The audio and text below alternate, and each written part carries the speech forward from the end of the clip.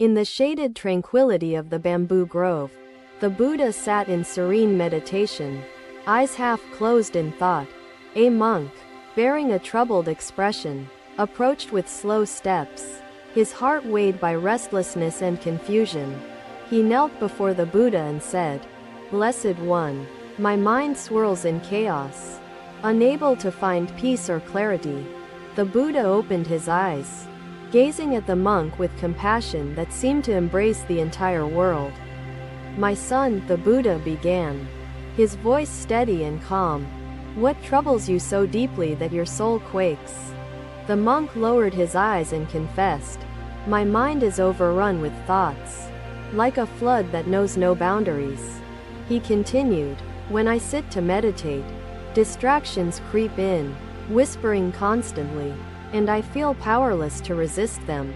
The Buddha nodded slowly, acknowledging the universal struggle of the human mind against its own unrest. "Let me share a story, one that may illuminate the path you seek," the Buddha said with a soft smile.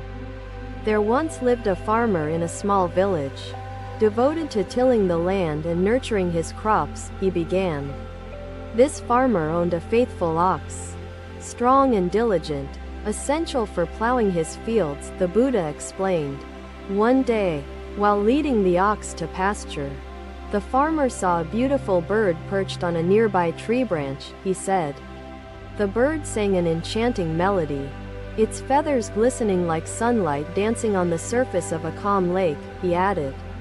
The farmer, captivated, let go of the ox's tether and approached the bird, drawn by its ethereal presence. The Buddha said.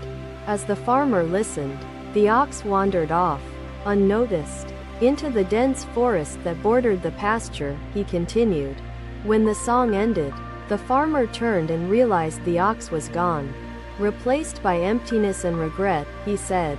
The farmer frantically searched the forest, calling for the ox, but his cries were met with silence. The Buddha added. The farmers looked perplexed until Devadatta said, Rain nourishes the stream, falling from the skies above. And does rain favor one field or another? The Buddha continued, his voice gentle yet probing. My son, your mind is the farmer, and your focus is the ox, the Buddha said with clarity. The distractions, though enchanting like the bird's song, led you away from what truly sustains your spiritual growth, he explained. The monk listened intently, his heart beating in rhythm with the ancient wisdom carried in the Buddha's words. How can I reclaim the ox, Blessed One, and guide it back to the fields of stillness and purpose? He asked. The Buddha smiled gently and said, First, acknowledge the presence of the bird without chasing its song. When distractions arise, observe them as you would watch clouds drifting across a vast, open sky, he advised.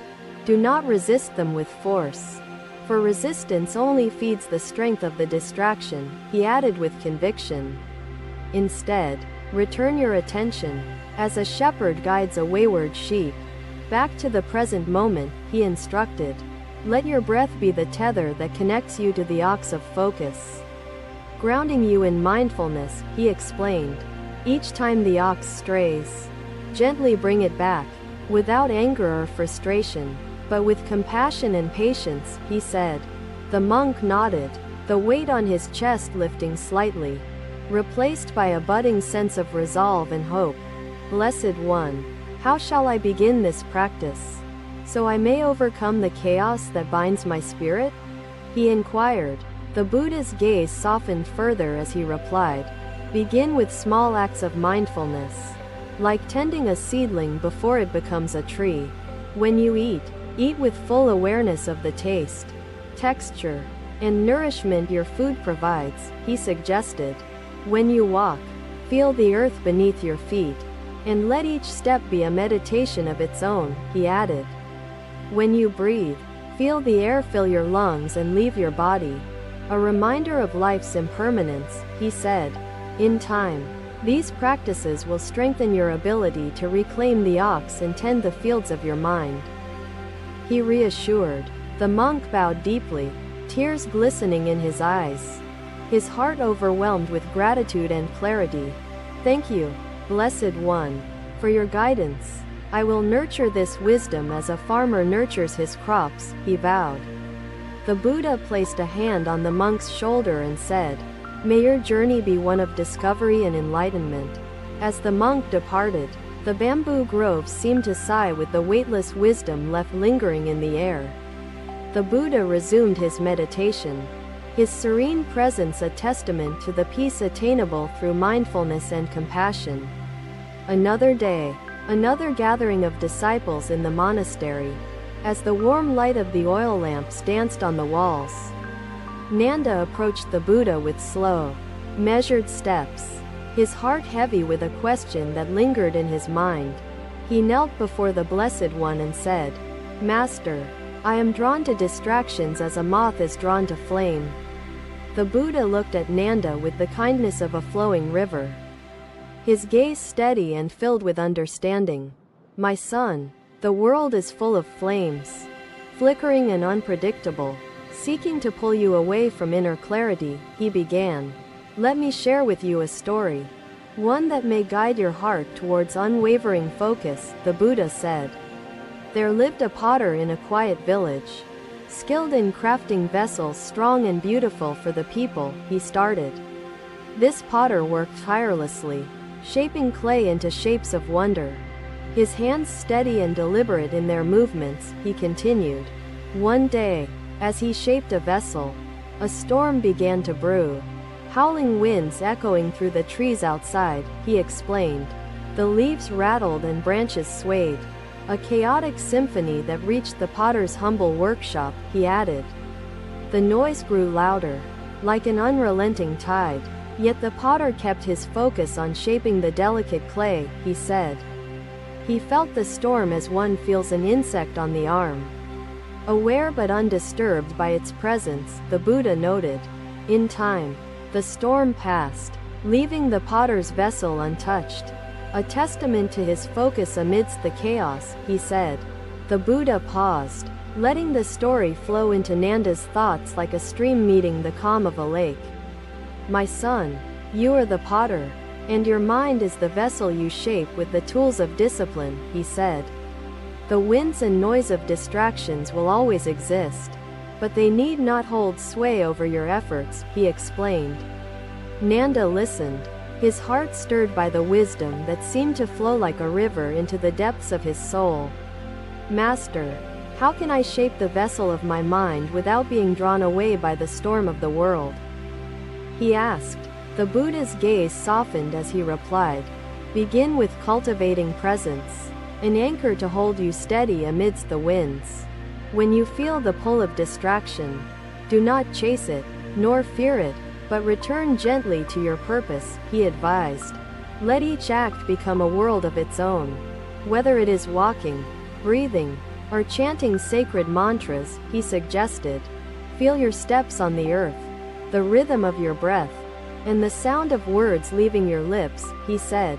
"By immersing yourself fully in each task, you will strengthen your mind's ability to focus amidst the noise," he added.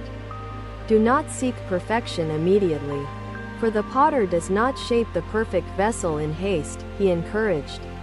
"Instead, practice patiently, allowing each moment of focus to build the foundation of your inner stillness," he instructed. Nanda nodded, his heart warming with the resolve to embark on the journey of cultivating unwavering presence in his life. "Master, I will dedicate myself to this practice, nurturing my focus as the potter nurtures the clay in his hands," he vowed.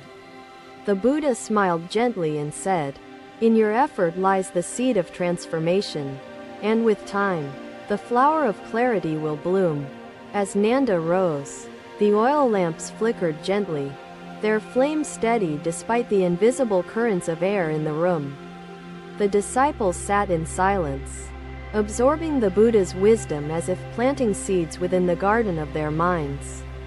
The Buddha returned to meditation, his presence a serene reminder of the peace attainable through mindful dedication and patience.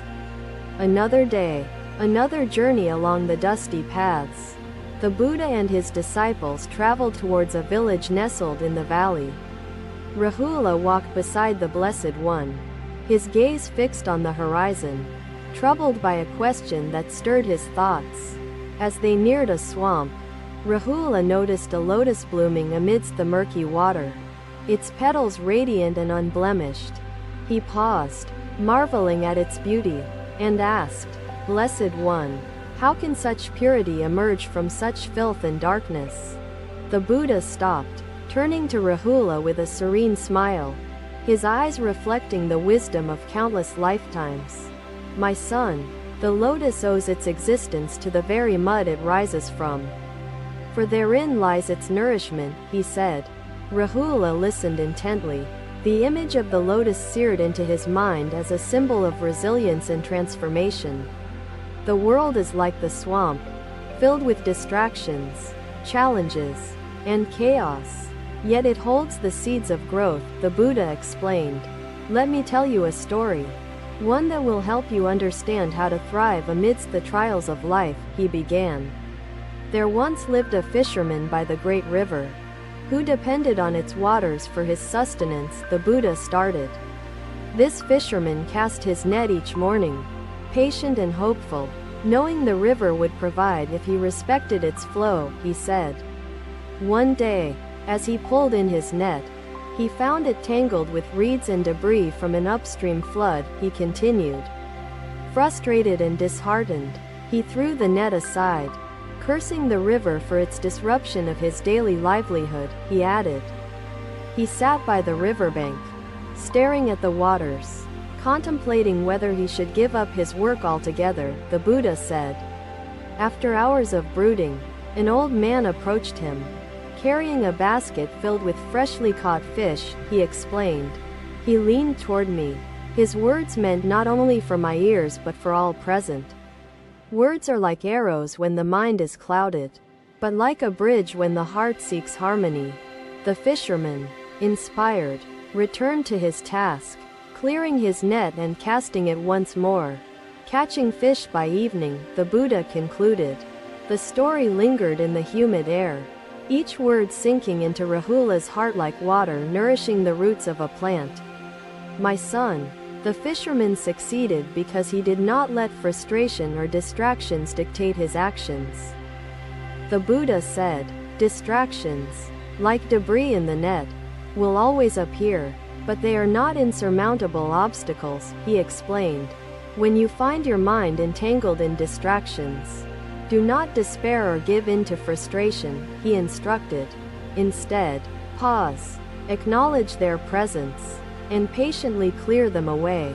Returning your attention to the task at hand, he advised. Consider the lotus in the swamp. It does not reject the mud but uses it to grow towards the light, he said. Embrace the challenges of the world as opportunities to cultivate strength, focus, and wisdom, he encouraged Rahula. Rahula bowed deeply, his heart swelling with determination to rise above his distractions. Like the lotus reaching for the sun. Blessed One, how can I nurture this strength amidst the endless currents of worldly distractions? He asked humbly. The Buddha placed a hand on Rahula's shoulder and said, begin by setting boundaries with intention and clarity. Decide the times when you will engage with the world and the times you will dedicate to stillness and reflection, he suggested. Create spaces of mindfulness where distractions cannot enter. Like a garden protected by a sturdy fence, he advised. Each moment of focus and presence will add to the foundation of your inner peace and resilience. He said, just as the fisherman cast his net repeatedly, practice returning to the present moment. No matter how often you stray, he encouraged. Rahula nodded, the wisdom of the Buddha illuminating his path like the first rays of dawn breaking through the night. As they continued their journey, Rahula's heart carried the image of the lotus and the lessons of the fisherman. The disciples walked in contemplative silence, the swamp fading into the distance as they approached the welcoming village. The Buddha's presence radiated serenity, a living testament to the transformative power of mindfulness and unwavering focus. Thank you for watching. Buddha's teachings are always with you. Subscribe to our channel and we will see you in the next video.